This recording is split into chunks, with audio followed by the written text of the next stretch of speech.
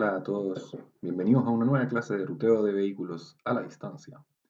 En la clase de hoy les pido disculpas desde ya que probablemente va a haber un poco de ruido de fondo, los vecinos están un poco más ruidosos de lo normal esta vez, pero eso no debería ser una limitante para poder hacer nuestra clase de hoy día. Así que comencemos. Bien, en la clase de hoy veremos entonces cómo se formula un problema de ruteo de vehículos, es decir, el VRP, Vehicle Routing Problem. Algo así como un vendedor viajero con varios vehículos simultáneos y con capacidad en los vehículos. Veamos cómo funciona esto. En esta clase entonces los contenidos que vamos a cubrir son la formulación matemática del VRP, vamos a ver cómo se eliminan subtours en este caso en particular, y vamos a estudiar el modelo tradicional, un modelo que es una especie de extensión de un MTZ, y también vamos a estudiar una formulación a tres índices del modelo. Partamos por definir el problema. Lo que conocemos en el VRP es primero un conjunto de requerimientos de transporte y una flota de vehículos. Con requerimientos de transporte nos referimos a que en este problema, a diferencia del vendedor viajero, cada cliente tiene una demanda distinta. Y hablamos de requerimientos porque demanda no necesariamente implica llevar algo al cliente, también podría ser recoger algo en el lugar donde está el cliente, ¿cierto? Hay un requerimiento, hay una cantidad que tiene que ser entregada o recogida. Y además tenemos una flota de vehículos, es decir, tenemos una cierta cantidad que puede ser limitada o ilimitada, depende de cómo estemos modelando el problema, de vehículos que podrían ser homogéneos, una flota de puros vehículos idénticos, o eventualmente podrían ser vehículos distintos entre sí. Y estos vehículos además tienen una capacidad máxima, que limita la cantidad de requerimientos que pueda tener un mismo vehículo. La tarea entonces, el objetivo de este problema es determinar un conjunto de rutas para satisfacer los requerimientos con la flota que nos entreguen a costo mínimo.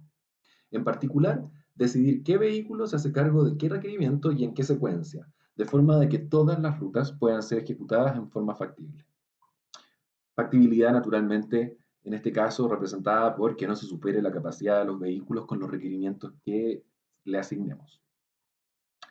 Gráficamente, esta figura ustedes ya la habían visto, corresponde a algo por el estilo. Tenemos algo así, tenemos un nodo que normalmente lo llamaremos el depot del problema, ¿cierto? Es el lugar donde se originan los viajes de los vehículos, y lo que queremos hacer es diseñar rutas como estas, ¿cierto? Por ejemplo, la ruta de los nodos naranjos es la ruta de un vehículo que visita a estos tres clientes y así. En este ejemplo existen 5 rutas. Para modelar este problema, vamos a considerar el caso de una red completa y dirigida. Completa, es decir, que tiene todos los arcos entre todos los pares de nodos y conocemos las distancias entre ellos. Y dirigida también por conveniencia. Vamos a definir al nodo 0 como el depósito o depot o el punto donde se originan y terminan los viajes. Y al resto de los nodos vamos a definirlos como clientes. Entonces, vamos a ocupar el conjunto n como el conjunto de clientes, que va desde 1 hasta n en la red. N minúscula es el total de clientes. Noten que este conjunto, por definición, n no contiene el 0. ¿Sí? El tipo es un nodo, pero no es un cliente. Entonces, n es el conjunto de clientes. A es el conjunto de arcos de la red. C y J es el costo del arco IJ, igual que antes. QI es la demanda del cliente I, ¿cierto? Es el requerimiento del cliente I. Existe un conjunto K y que la cantidad de elementos de este conjunto va a ser el número de vehículos disponibles, que los vamos a suponer por ahora homogéneos. Q grande va a ser la capacidad de los vehículos, y es decir, la cantidad de la suma de los QI de los nodos de los clientes y asignados al vehículo. La suma de esos Q no puede superar Q grande, que es la capacidad de un vehículo. Y finalmente, nuestra variable de decisión va a ser la misma que hemos ocupado en la formulación del vendedor viajero, y va a ser x y j, que es una binaria asociada a la decisión de utilizar o no el arco ij en la solución. ¿Sí? Entonces, en esta formulación lo que vamos a hacer es ocupar los x y j para que consigan hacer básicamente este dibujo de acá. ¿Sí? Todos los arcos que están pintados en negro oscuros van a ser las variables x y j que toman valor 1, y las que están en grises son las que no van a valer 1. Obviamente acá, para simplificar la representación, esto no está dibujado como un grafo completo, pero nosotros suponemos que existe un grafo completo porque en la práctica siempre existe un costo de ir de, por ejemplo, este nodo a este nodo de acá. El costo es simplemente la ruta mínima. Entonces tenemos una matriz completa que nos muestra cuál es el costo de viajar entre cualquier par de nodos. Y eso es lo que es relevante para esta formulación. El gran desafío acá, nuevamente, es qué hacemos con los subtools. Lo que nosotros hicimos para el TSP nos va a servir como inspiración, pero no es exactamente suficiente. ¿Cómo aseguramos, además, que las rutas no superen la capacidad de los vehículos? ¿Se dan cuenta de que son dos preguntas que en principio serían distintas? La buena noticia es que estos dos problemas se resuelven al mismo tiempo, con la misma condición. Veamos. Observemos un conjunto de clientes, llamemos a este conjunto de acá S. ¿Cuál es el menor número de vehículos necesarios para atender este subconjunto de nodos?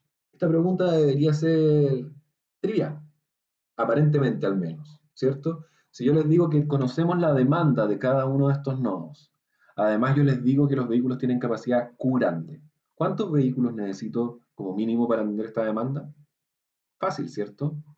Es equivalente a que yo les dijera, ustedes tienen canastos con capacidad para 3 kilos cada uno y tienen una suma de productos que en total requieren, no sé, pues, 7 kilos. Entonces ustedes dicen, bueno, ¿cuántos canastos de 3 kilos necesito para meter 7 kilos de producto? Al menos 3, ¿cierto?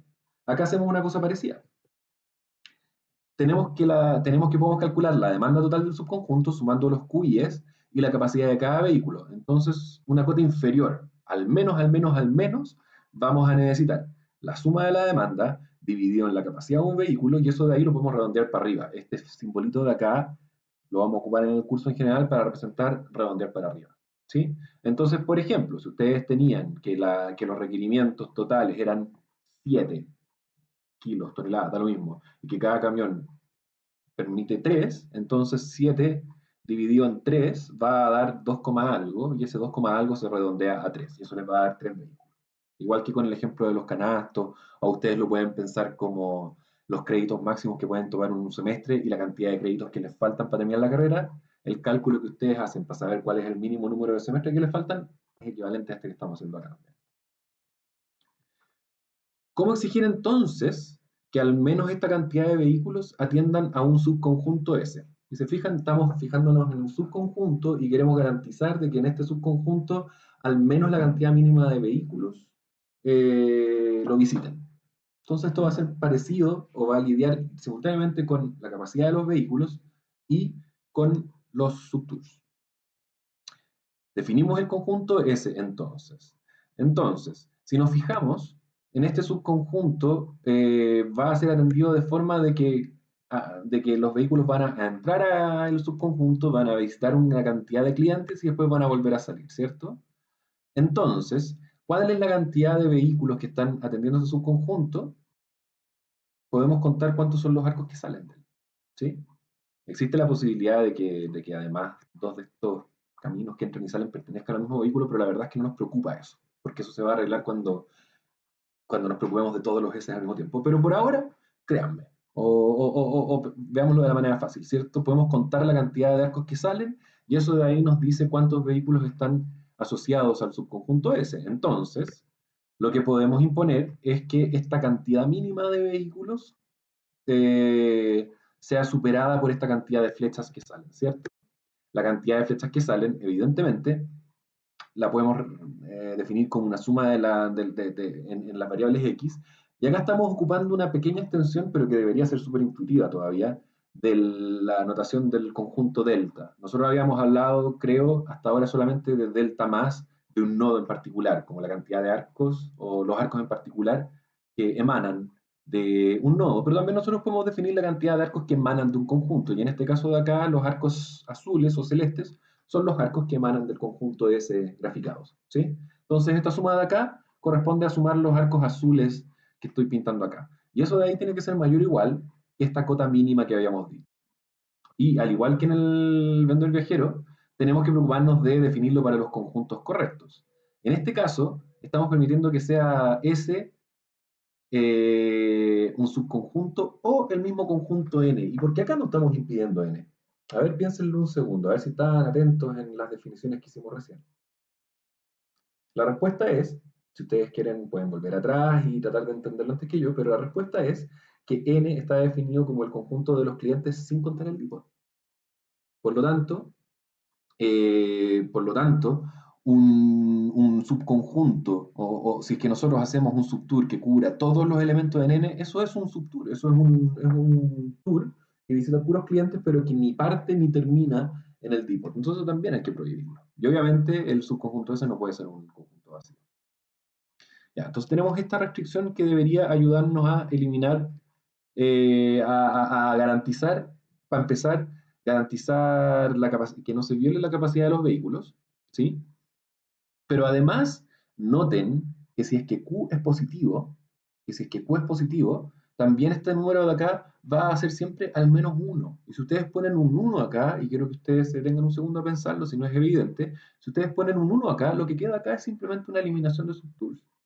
Entonces, la verdad es que ya exigir que se satisfaga la restricción de capacidad con esto que estamos haciendo acá equivale a impedir subtools además. ¿Cierto? Entonces estas restricciones cumplen una doble función. Eliminan los subtools y aseguran el cumplimiento de la restricción de capacidad de los vehículos. El modelo entonces tradicional sería el que tenemos acá. Y si se fijan es súper parecido al TSP, una extensión natural que no debería haber sido difícil de hacer. Tenemos la misma sumatoria de siempre, ¿cierto? Los X que valen 1 entonces, van acompañados de un costo y esos son los costos que vamos a sumar. Tenemos la restricción de grado de salida, una restricción de grado de entrada, es decir, de cada nodo tiene que salir exactamente un arco, de cada nodo tiene que exactamente entrar un arco, y obviamente esto aplica solamente para el conjunto n, esto es solo cierto para los clientes. Si ustedes recuerdan el dibujito que pusimos antes, del dipol salían varios arcos. De hecho, esa es esta restricción que está acá. Los X que son de la forma 0J, es decir, que salen del dipol, tienen que sumar un número en particular, y ese número en particular es la cantidad de vehículos. Acá alguien podría discutir con justa razón de que esta igualdad también podría ser un menor igual. Evidentemente puede ser un menor igual, y todo depende de la naturaleza del problema que nosotros estemos resolviendo en la práctica. Hay veces que queremos ocupar exactamente el número de vehículos, hay veces que queremos ocupar a lo más el número de vehículos que nosotros tenemos disponibles. Acá está la restricción que vimos en la diapositiva anterior, ninguna novedad, y la restricción de que las variables tienen que ser binarias. Entonces, este es el modelo tradicional, también es conocido como el modelo a dos índices, porque las variables X tienen dos índices, el índice Y y el índice J. Una pregunta que es válido hacerse es si es que este numerito que nosotros calculamos es la mejor cota a utilizar. Veamos, acá tengo un ejemplo que está asociado al dibujo que viene ahora, donde les doy acá un conjunto de posibles clientes de un problema. Si nosotros calculamos su cota básica, tenemos que sumar toda la demanda, que da 320, chequenlo si quieren, y supongamos que los vehículos tienen capacidad de 55. Entonces lo dividimos en 55, lo redondeamos para arriba y nos da 6. Nos dice entonces esto que necesitamos a lo menos 6 vehículos, pero decir que necesitamos a lo menos 6 vehículos es muy distinto a decir que se puede hacer con 6 vehículos. Es posible que para esta instancia o para otra instancia el número mínimo en la práctica sea todavía mayor. Y ustedes saben que en los problemas de optimización nos conviene tratar de apretar el dominio lo más posible. Entonces, si encontramos una mejor cota que 6, claramente nos conviene usarla. Entonces, el ejercicio que a mí me encanta hacer en clase es mostrarle esta instancia que está acá y pedirles a ustedes que me respondan, ¿es posible hacerlo con 6? O demuéstrenme que no es posible hacerlo con 6. Así que vamos, igual que en el video anterior, les voy a dar unos segunditos para que piensen, o en realidad son unos segunditos para que pausen el video, a partir de ahora ya.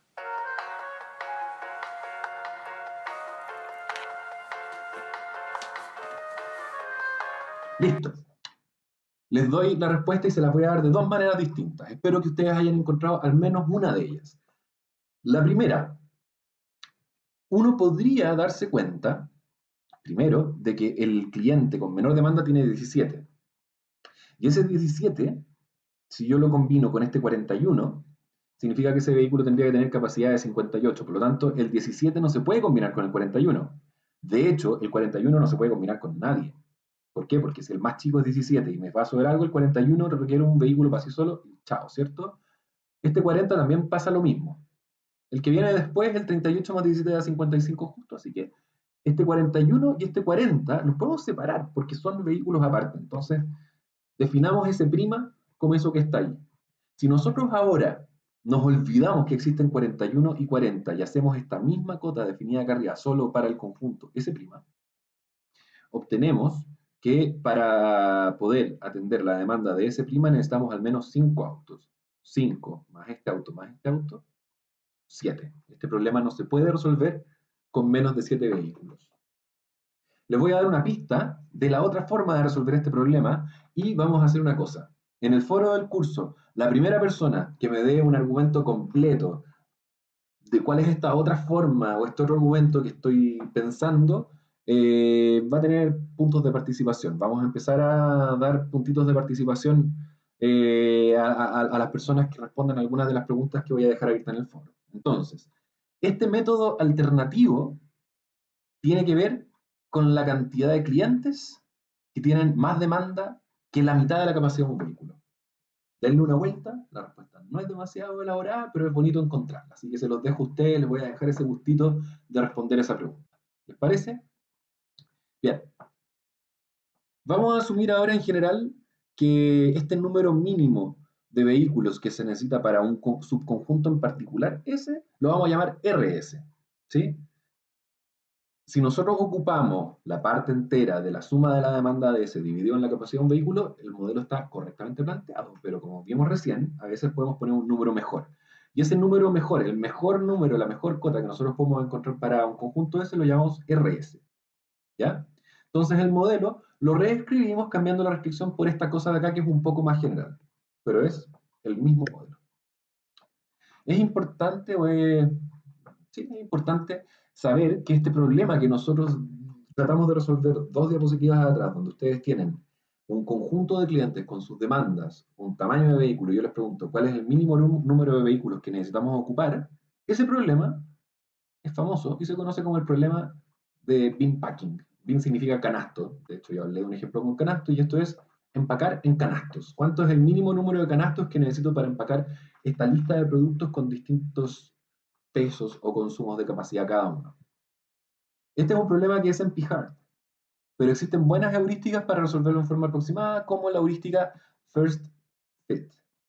Eh, la dificultad de este problema es bien interesante. Fíjense que no solo es en P-Hard, sino que versiones particulares de este problema son NP completos. Y para los que hayan visto el video que les recomendé de EP versus NP, ustedes saben que los problemas NP completos son una familia de problemas que son al final el mismo y que incluyen versiones simples del vendedor viajero y el problema del Tour de Hamilton, incluyen problemas relacionados con sudokus y muchísimos más. Este es uno de ellos.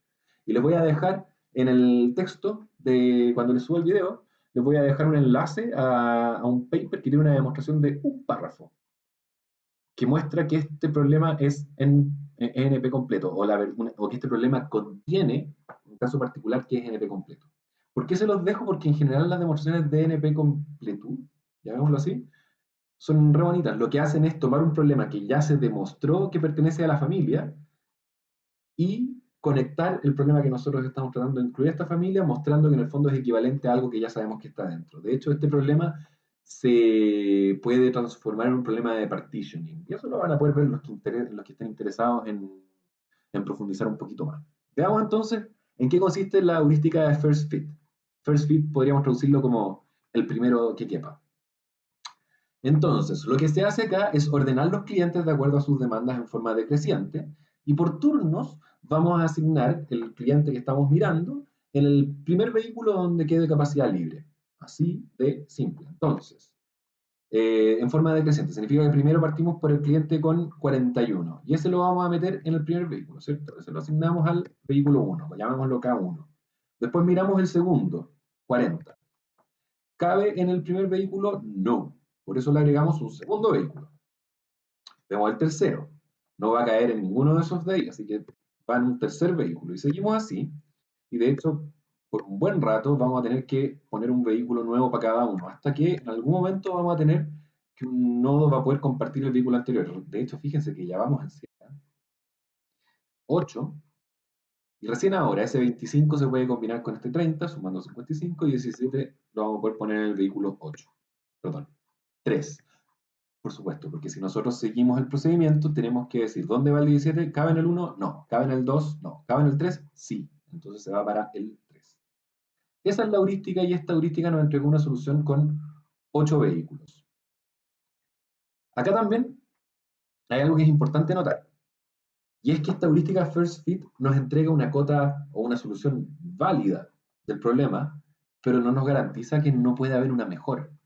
Y nosotros en nuestra restricción necesitamos una cota inferior o la mejor solución, pero una cota superior no nos sirve, ¿cierto? ¿Por qué? Imagínense que nosotros estamos tratando de buscar un buen valor para RS, ¿cierto? Nosotros dijimos, la parte entera nos va a dar un valorcito que va a estar por debajo de lo mejor que podemos poner. Nosotros con ingenio, resolviendo a optimalidad de unpacking, podemos poner un valor un poco mayor y eso es bueno. Pero si nos pasamos de largo, rompemos el problema. De hecho, uno podría pensar, si nosotros ocupamos una heurística muy, muy mala, nos podría haber dado un número más grande todavía, ¿cierto? Entonces vamos a estar exigiendo que ese subconjunto sea atendido por más autos de los que en verdad serían necesarios. Entonces hay que ser cuidadoso. Yo les enseño la heurística First Fit como para cultura general con respecto a bin packing, pero ojo, que sería un error ocupar bin packing para calibrar el valor de RS. ¿Sí? Y volviendo a lo anterior, les voy a dejar otra pregunta abierta para que también quien quiera responderla en el foro pueda ganar algún puntito de participación. Nosotros demostramos que este problema tiene a lo menos 7 clientes, y acá vimos perdón, 7 vehículos, y acá vimos una solución factible con 8 vehículos. La pregunta es, ¿se puede en verdad con 7? ¿Se puede? Entonces la forma de responder esta pregunta es encontrar una forma de meter a los clientes en 7 vehículos o demostrar que no se puede con 7, entonces la solución sería 8, y acá hay un ejemplo de que se puede con 8, entonces estaríamos listos. ¿Sí? Tratar de encontrar una solución con 7 y si no se puede, mostrar que no se puede. Sigamos. Acá vamos a hacer una pequeña pausa para nuevamente profundizar un poco, o no profundizar, sino que definir notación que nos va a ayudar a expresar estas sumas que nos aparecen en todos lados de forma más compacta y que es necesario para entender muchas veces algunos de los libros y de los papers que existen escritos en estos temas. ¿Sí? Habíamos definido entonces los deltas como los conjuntos de arcos salientes y de arcos entrantes, o paréntesis. A veces van a ser nodos y no arcos, como les expliqué en su momento, pero no nos detengamos en eso, ya está claro. Y el delta sin más ni menos corresponde al caso no dirigido. Además, acá hacemos lo que de hecho ya pasó un poquito antes, de que estos deltas los podemos ocupar también con conjuntos.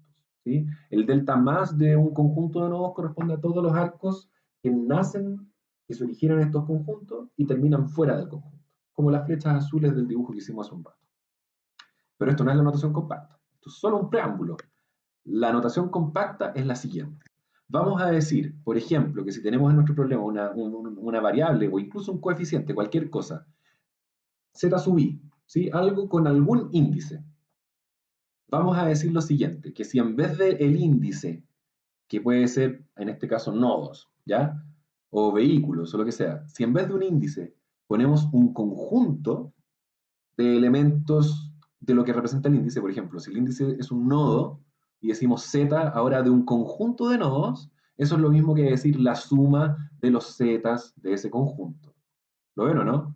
Entonces, si hacemos z de i grande, es lo mismo que la suma de los zi con i pertenece a i grande.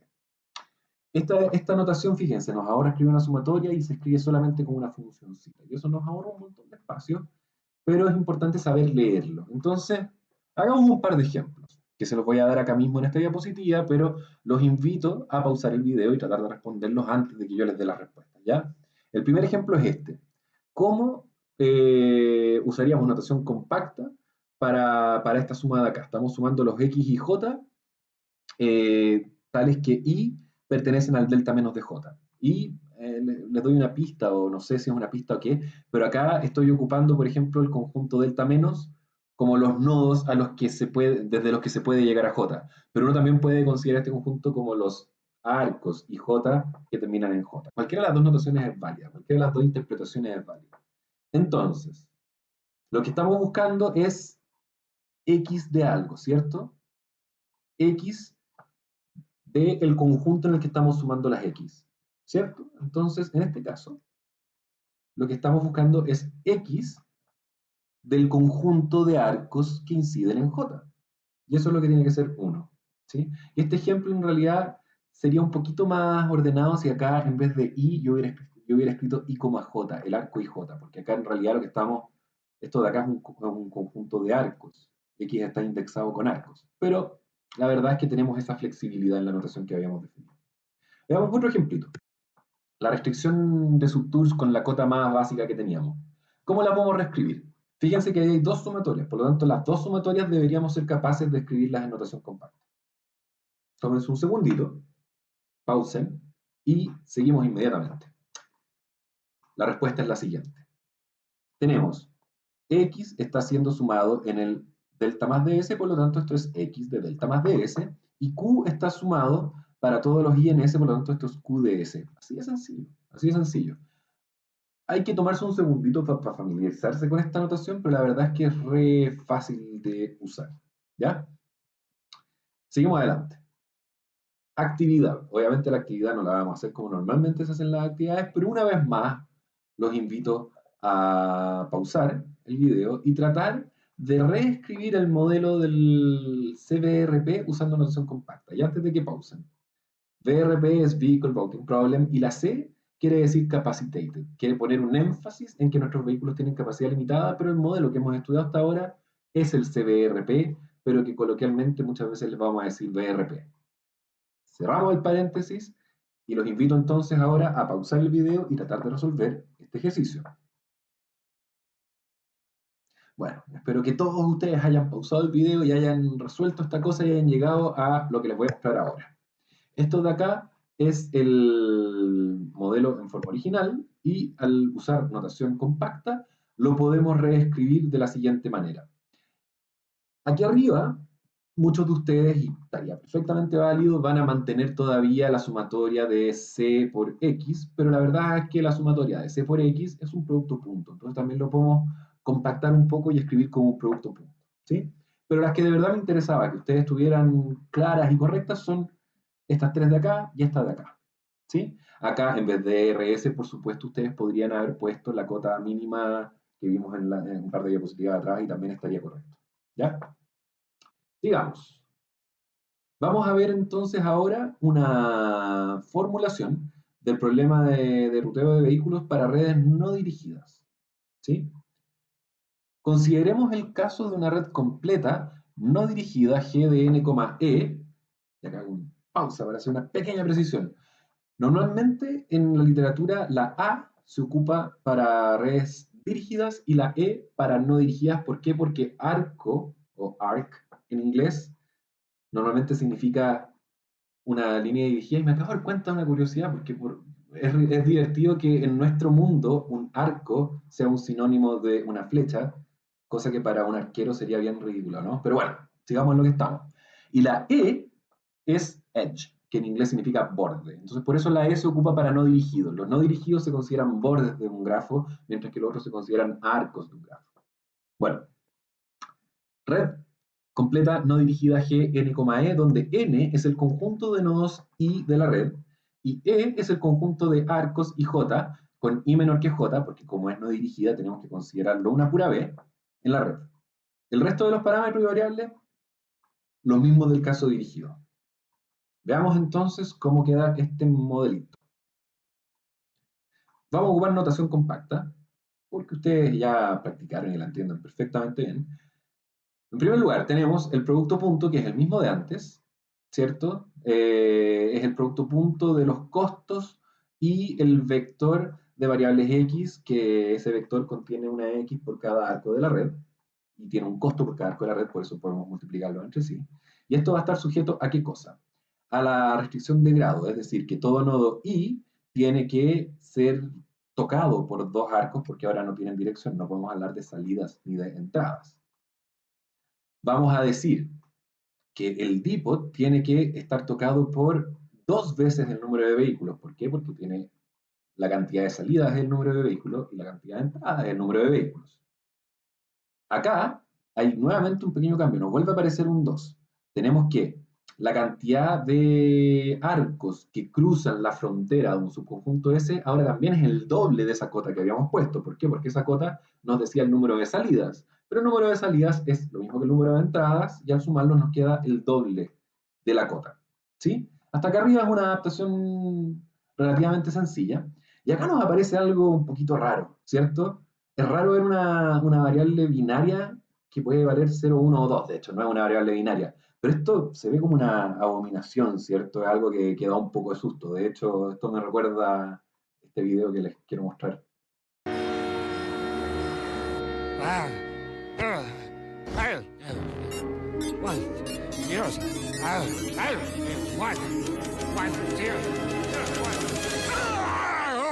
Bender, what is it? Oh, what an awful dream! Ones and zeros everywhere! Ugh. And I thought I saw a 2. It was just a dream, Bender. There's no such thing as 2. Volvamos entonces. ¿Por qué necesitamos ese número 2 ahí? Y esta es la tercera pregunta que les voy a dejar a ustedes para la casa y que la voy a dejar abierta para que en el foro quien la responda correctamente gane algunos puntitos de participación. ¿Sí? Por supuesto que yo después les voy a dar una respuesta completa si la respuesta de su compañero no fuera suficientemente clara. En el mismo foro ustedes me pueden pedir aclaraciones si las necesitan. De hecho, ahora que estamos aclarando, este símbolo de acá, supongo que la mayoría de ustedes lo conocen, pero esta es la forma correcta de denotar la resta de conjuntos en matemáticas. Yo durante mucho tiempo ocupé un signo menos para restar conjuntos y eso es un error, porque el menos en conjunto significa otra cosa. ¿Sí? Pero ustedes tienen el conjunto de bordes de arcos no dirigidos y le restan los arcos que salen de 0. Esas son las variables que pueden valer 0 o 1. ¿Sí? Para que puedan entender bien cuándo puede valer 2 y cuándo no puede valer 2. ¿Ya? Ahí se las dejé picando para que ustedes la chuteen y el primero que se avive y se gane esos puntitos. Veamos la última formulación del problema, perdón, la penúltima formulación del problema de la clase de hoy, que es la que está inspirada en el modelo MTZ. ¿Sí? En vez de eliminar subtours con la familia de restricciones que vimos recién, vamos a hacer algo equivalente al modelo MTZ.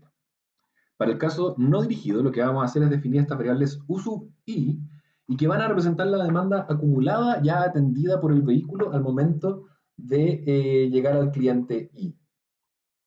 ¿Sí? Entonces, las restricciones de eliminación de subtours y la capacidad asociada a esta formulación van a ser las siguientes. Esta restricción de acá, que es súper parecida a MTZ, y esta restricción de acá, que es análoga a la que restringía a U entre 2 y N, ahora es entre QI y Q. Entonces, para entender bien esta restricción, vamos a hacer lo mismo que hicimos antes. Vamos a probar qué pasa cuando x vale 1 y qué pasa cuando x vale 0. Vamos a ver qué es lo que está imponiendo.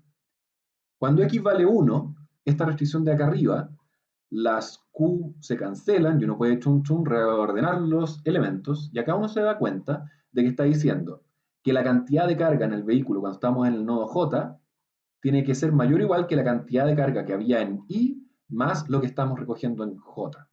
Por lo tanto, esto de acá es la cantidad de carga con la que yo salgo del nodo J. Y de hecho, déjenme volver a la diapositiva anterior porque creo que hay un errorcillo que voy a corregir en el PDF. Representa la demanda acumulada ya atendida al momento de llegar al cliente I. Es al momento de llegar. Y acá en realidad estamos diciendo que UJ contiene la demanda del nodo J. Entonces, en realidad, es la demanda que está en el vehículo al momento de salir del nodo. ¿Ya? Por favor, no se confundan con eso. Y la verdad es que es súper fácil confundirse porque uno puede modelar esto de las dos maneras. Uno puede definir las UEs como la demanda al momento de llegar o como la demanda al momento de salir. Y por eso es fácil confundirse. Yo me confundí acá al escribirlo en la diapositiva, cosa que voy a corregir y que espero que con esta explicación quede bien claro. ¿Ya? Entonces, miren esta desigualdad, está súper claro. Si tenemos que UI es la cantidad que había en el vehículo al salir del nodo I y le sumamos lo que se recoge en J, entonces UJ es la cantidad de carga que tenemos cuando salimos de J. Cuando hay un 0, Cuando hay un 0, de nuevo tenemos que garantizar que esta restricción no implique nada. ¿Y cómo garantizamos que no implique nada? Noten primero que Q menos QJ son datos del problema, es un número, no hay variables ahí. Entonces estamos diciendo que UI menos UJ es menor o igual que una constante. Veamos, según las condiciones de nuestro problema, cuánto es lo más que podría valer esto y asegurarnos de que ese máximo no queda limitado por lo que hay acá. Entonces, ¿cuál es este máximo? ¿Cuánto es lo más que podría valer UI? Lo más que podría valer UI, podemos decir que es la capacidad de un vehículo, ¿cierto? En ningún momento el vehículo puede llevar más que Q. Entonces acá podemos reemplazar la U por una Q. Y UJ, lo menos que puede valer, si UJ considera la demanda recogida recién, lo menos que podría valer UJ si fuera el primer nodo es precisamente QJ. Por lo tanto, reemplazando este por su número más alto y este por su número más bajo, llegamos precisamente a esto. Y de hecho, la forma en que uno construye estas restricciones es precisamente haciendo este análisis partiendo de eso, de decir, ya, ¿cuánto es lo más que puede valer esto? ¿Cuánto es lo menos que podemos valer esto? Por lo tanto, este es el número que nos tiene que dar el caso x igual 0. De esa manera se construyen estas restricciones. Queda como ejercicio propuesto también hacer ese ejercicio y ver si ustedes son capaces de, sin memorizarse esta fórmula, reconstruirla a partir de lo que ustedes saben que tiene que conseguir. Esto implica entonces que UI representa la carga con la que el vehículo abandona el nodo I. Ahí lo escribí bien, menos mal. Además, estas restricciones previenen subtours de la misma manera que en el TSP, es decir, ustedes acá pueden definir qué pasa si es que tenemos un subtour entre puros clientes, ¿sí? Eso significa que todas esas X valen 1 y ustedes pueden tomar todas estas restricciones para esas X en particular y sumarlas todas juntas y van a llegar a una contradicción de la misma manera que vimos en la clase anterior con el TSP. ¿Anterior? No, hace 2 clases. Con esto entonces el modelo MTZ para el CBRP corresponde a esto. Esto de acá es un producto punto, ya lo conocemos, esto de acá es lo mismo que antes, solo que ahora las restricciones de subtour las cambiamos por estas dos. Súper parecido a lo que tenemos, ¿cierto? Tal como en el caso del TSP, este modelo MTZ permite construir un modelo que tiene menos restricciones, lo que pareciera ser una buena noticia, pero lamentablemente su relajación lineal es mucho más mala, lo que hace que sea una solución menos eficiente de resolver en general. ¿Por qué la vemos?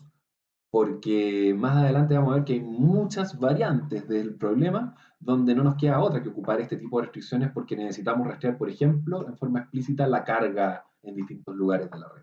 ¿Sí? Vamos a llegar a eso, no nos adelantemos tanto. Veamos entonces ahora sí la última formulación de esta clase, que es un modelo a 3 índices. Los modelos que hemos estudiado hasta ahora asumen que los vehículos son intercambiables. ¿Qué significa eso?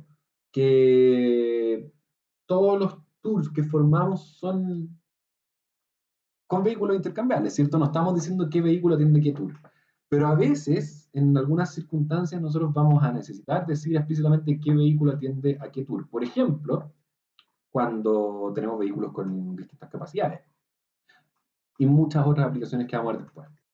Entonces, si nosotros consideramos en forma explícita en las variables X la información de decir que el arco IJ es atendido por un K en particular, por un vehículo en particular, nosotros podemos construir un nuevo modelo. Y por conveniencia, además, vamos a definir esta variable I sub IK, que indica si es que es el vehículo K el que visita al cliente I. ¿Sí? Estamos diciendo qué vehículo está asignado a cada cliente. Esta variable I se puede expresar directamente como variables X, pero queda más ordenado si ocupamos la variable I. Vamos a hacer una pequeña redefinición de la red también, que vamos a ocupar un montón más adelante, que es decir lo que podemos llamar como desdoblar el depot. En vez de ocupar un puro nodo para el depot, vamos a ocupar un nodo donde parten los vehículos y un nodo donde terminan los vehículos.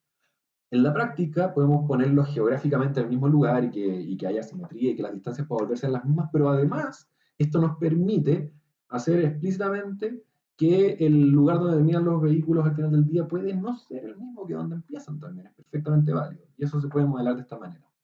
Entonces, el conjunto de todos los vértices de la red, que ahora vamos a llamar B corta, va a ser N, unión el origen y el destino, el desdoblamiento del depot, y además los arcos de la red van a quedar dados por V cuadrado, que V cuadrado es simplemente V cruz V, todas las combinaciones o todos los pares ordenados de nodos que se pueden hacer. Esos son los arcos de un grafo completo.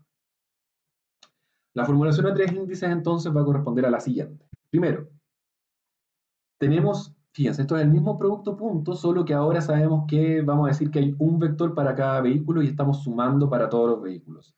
No se compliquen la vida de que acá hay una notación medio híbrida, ¿cierto? Tenemos un producto punto y después los estamos sumando. Podemos hacerlo como a ustedes les parezca. Pueden ocupar dos sumatorias acá y van a llegar a lo mismo, ¿cierto? Una sumatoria para los vehículos y una sumatoria para los arcos. Es equivalente. ¿Sujeto a qué cosa? Primero, todos los nodos deben ser visitados, ¿cierto? Entonces, si nos paramos en un nodo I, que es un cliente, y sumamos todos los vehículos que podrían visitarlo, uno de ellos lo está visitando. Segundo, una restricción de conservación de flujo, lo vamos a escribir de esta manera, ¿sí? Vamos a decir que para todo vehículo y para todo nodo de la red menos el último, y vamos a entender ahora por qué, se tiene que cumplir lo siguiente. Y esto de acá es súper parecido a la conservación de flujo de flujo en redes, ¿cierto? Estamos diciendo lo que sale menos lo que entra. Si estamos en un nodo que es un cliente, tiene que ser cero. Y ojo que esto es cierto si es que el vehículo pasa por ese nodo o si es que el vehículo no pasa por ese nodo, ¿cierto? Lo que entra es lo que sale. Y acá estamos diciendo además que si estamos parados en el nodo de origen, esto tiene que valer 1, es decir, tiene que salir un arco y este de acá está obligado a ser 0, no puede entrar en el origen la ruta, porque la ruta está obligada a llegar al destino. ¿Sí? Entonces esto es lo que tenemos como conservación de flujo. Además, esta regla, esta suma que dice que todos los nodos clientes tienen que ser visitados por un puro vehículo, también nos permite, o también tenemos que hacer esta conexión al final entre los Y y los X, ¿cierto? ¿Cómo sabemos si un cliente está siendo visitado por un vehículo K en particular? Bueno, sumando todos los arcos de K que salen de este nodo. Si hay algún arco del vehículo K que sale del nodo, es que ese es el vehículo que atendió a ese cliente. ¿Sí?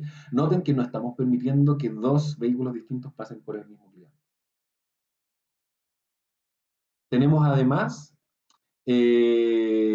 la restricción que hacemos para el nodo de destino. Esta de acá vale para todos los nodos menos el destino. Ahora ponemos en el nodo destino también una condición similar.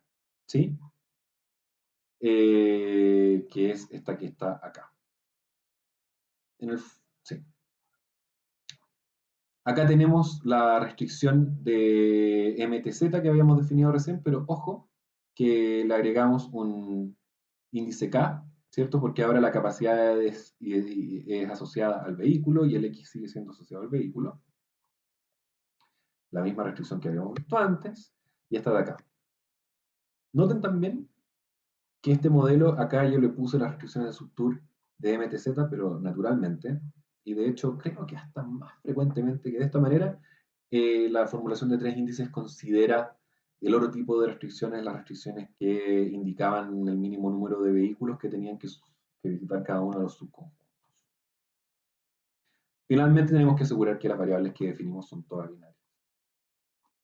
Bueno, y con eso queda definido el tercer modelo, tercero o cuarto que vimos hoy día, perdón, no llevo la cuenta.